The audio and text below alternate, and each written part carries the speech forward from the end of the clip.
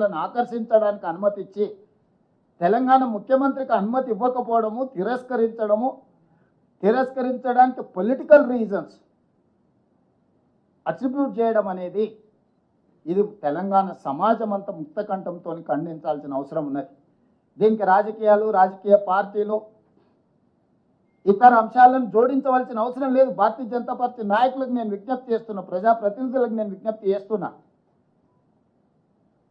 మీరు గుజరాత్ను సమర్థించడం ద్వారా నరేంద్ర మోడీ గారి చేతుల్లో, గుజరాత్ చేతుల్లో కట్టుబానిసలుగా మీరు బ్రతకదలుచుకున్నారా? తెలంగాణ ఆత్మ గౌరవాన్ని చాటదలుచుకున్నారా? మీరు ఈరోజు తెలంగాణ ప్రజలకు సమాధానం చెప్పాలి. ఈరోజు తెలంగాణ రాష్ట్ర ముఖ్యమంత్రి పర్యటనను తిరస్కరించడం అంటే తెలంగాణ యొక్క అభివృద్ధిని అడ్డుకోవడమే. ఇది తెలంగాణకు జరిగిన అవమానము. వ్యక్తిగా నేను 25 సార్లు పోయిండొచ్చు అమెరికాకు, మళ్ళీ వ్యక్తిగా ఇంకో 25 సార్లు పోవచ్చు. కానీ ముఖ్యమంత్రి హోదా, ముఖ్యమంత్రి బాధ్యత, రాష్ట్రం యొక్క అభివృద్ధి కోసం చేసే పర్యటనను కేంద్ర ప్రభుత్వం అడ్డుకోవడం చూస్తుంటే స్పష్టమైన వివక్షను ప్రదర్శిస్తున్నది కేంద్ర ప్రభుత్వం తెలంగాణ పట్ల. ఈ వివక్ష ఏమాత్రం సహించరానిది. ఖచ్చితంగా ఈ అంశాన్ని మా legislative party leader Rajya Sabha Kharge గారు, లోక్సభలో మా నాయకులందరూ కూడా ఈ అంశాన్ని ఖచ్చితంగా పార్లమెంటులో లేవనెత్తుతారు. మా పార్లమెంట్ సభ్యులు ఇక్కడ ఉన్నారు, ఖచ్చితంగా ఈ అంశాన్ని పార్లమెంట్లో, లోక్సభ, రాజ్యసభలో కూడా లేవనెత్తుతాము. ఇది అంత ఆషామాషిగా తీసుకునే విషయం కాదు. ఈ తెలంగాణ వ్యతిరేక భావజాలం నరేంద్ర మోడీ గారు పార్లమెంట్లో పదే పదే మాట్లాడినా తెలంగాణ రాష్ట్ర బీజేపీ నాయకుల మెతక వైఖరి వల్ల ఈరోజు అంత ధైర్యంతో గుజరాత్ వాళ్ళు మన అభివృద్ధిని అడ్డుకునే ప్రయత్నం చేస్తున్నారు. ఈరోజు పెట్టుబడులు తెలంగాణకు వస్తే గుజరాత్కు పెట్టుబడులు పోవేమో, గుజరాత్ అభివృద్ధికి కొంత ఇబ్బంది కలుగుతుందేమనే కుట్రతోని ఈరోజు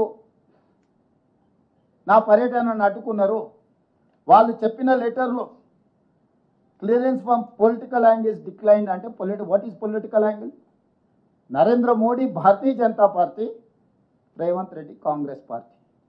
నరేంద్ర మోడీది గుజరాత్, రేవంత్ రెడ్డిది తెలంగాణ. ఇదే కదా మీ పొలిటికల్ యాంగిల్, ఇదే కదా మీ వివక్ష.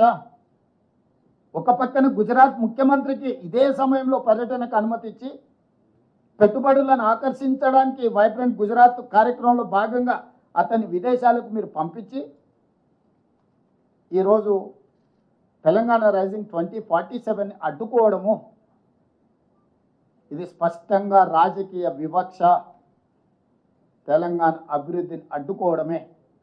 అందుకే ఈరోజు విదేశంలో ఉన్నప్పుడే నేను స్పందించి ఉండొచ్చు, కానీ విదేశాలలో వేదిక మీద నుంచి మాట్లాడితే అగో చూసిన దేశద్రోహి, విదేశాలలో భారతదేశ గౌరవానికి భంగం కలిగించిండ్రు అని మళ్ళీ అవగాహన లేని మాటలు మాట్లాడతారని చెప్పి ఈరోజు ఇక్కడికి వచ్చిన తర్వాత ఇంతమంది మొత్తం మంత్రివర్గము, పార్లమెంట్ సభ్యులు, శాసనమండలి సభ్యులు, శాసనసభ్యులు అందరం ముక్త కంఠంతో కేంద్ర ప్రభుత్వ వైఖరిని ఖండిస్తున్నాము. ఇది ఏమాత్రం కూడా ఫెడరల్ స్ఫూర్తికి ఇది విరుద్ధము. ఫెడరల్ స్ఫూర్తిని దెబ్బతీసే విధంగా వ్యవహరిస్తున్న నరేంద్ర మోడీ గారి వైఖరిని మనమందరం కూడా ఖండించాల్సిన అవసరం ఉన్నది. అందుకే ఈరోజు నా పర్యటన అడ్డుకున్నారు, కానీ నా లక్ష్యాన్ని మీరు ఆపలేరు. అందుకే అధికారులను అమెరికాకు పంపించిన, ఆక్స్ఫర్డ్తో మన అధికారులు ఒప్పందాలు చేసుకోబోతున్నారు ఇవాళ రేపు. ఇతర యూనివర్సిటీలను కూడా వాళ్ళు సందర్శించి మన ప్రతిపాదనల్ని వాళ్ళ ముందు పెట్టబోతున్నారు. మన రాష్ట్రంలో పెట్టుబడులను ఆకర్షించడానికి అవసరమైన అన్ని ఆహ్వానాలు వాళ్ళు అందజేస్తారు. మన క్యాబినెట్లోని మీకు అందరికీ తెలుసు, Telangana rising global summit invest Telangana నేపథ్యంలో డిసెంబర్ 7, 8, 9 తారీఖుల్లో ఫ్యూచర్ సిటీలో పెద్ద ఎత్తున మనం ఇన్వెస్ట్మెంట్ సమ్మిట్ జరుపుకోబోతున్నాము. దీనికి సంబంధించిన ఆహ్వాన పత్రాలు సంబంధిత కార్పొరేట్ కంపెనీస్ అందజేస్తారు. ఎందుకంటే వాళ్ళు 4-5 నెలల ముందే వాళ్ళ పర్యటనను ఖరారు చేసుకోవాలి. వాళ్ళ కంపెనీలు వాళ్ళ బోర్డు అప్రూవల్స్ ఇన్వెస్ట్మెంట్స్ని బోర్డులో అప్రూవల్ తీసుకోవాలంటే వాళ్ళకి తగిన సమయం ఇవ్వాలి. అందుకోసమని ఇంత ముందస్తుగానే యుఎస్ పర్యటనలు పెట్టుకొని విద్యా సంస్థల్ని క్రీడా సంస్థల్ని పెట్టుబడులు పెట్టి ఉద్యోగ ఉపాధి కల్పించే సంస్థల్ని ఆహ్వానించడానికి ఒక ప్రత్యేకమైన పర్యటన పెట్టుకొని మేము వెళ్ళడం జరిగింది. చివరిగా ముఖ్యమంత్రి గారి పర్యటనలో స్పష్టత లేదంటున్నారు. నేను మీడియా మిత్రులకు ఒక మాట చెప్పదలుచుకున్నా.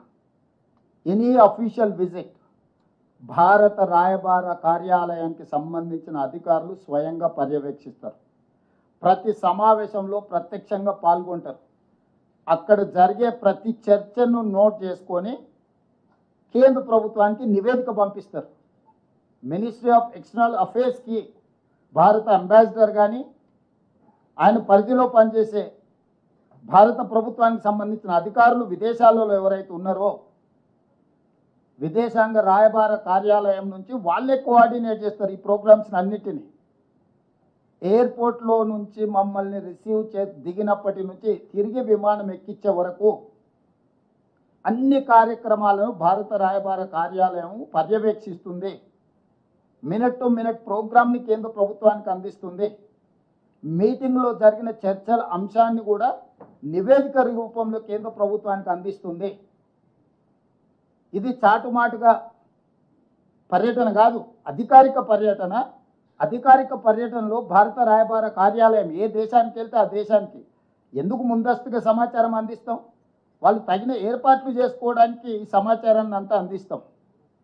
కాబట్టి ఇవన్నీ అందించి ఇవన్నీ ఎక్స్టర్నల్ అఫేర్స్ మినిస్టర్ తెలియదా? ఆయన కూడా ఇంతకుముందు అంబాసిడర్గానే పనిచేసింది కదా విదేశాలలో. జయశంకర్ గారు గతంలో మంత్రి కాకంటే ముందు విదేశాంగ కార్యదర్శిగా పనిచేసింది కదా వారికి మొత్తం వివరాలు తెలుసు కదా.